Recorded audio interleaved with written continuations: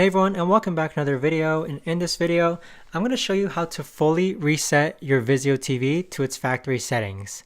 Now this video is going to be particularly useful for individuals. Let's say that you're selling your Vizio TV and you want to restore it to its default settings.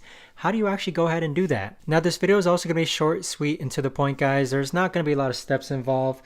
But what we're first going to do is that you're going to grab your Vizio remote and then you're going to navigate to the settings option. So in order to navigate to the settings option, you need to find the menu, which looks like this right here, and then scroll down to where it says settings. So settings for me is on the bottom left hand side here.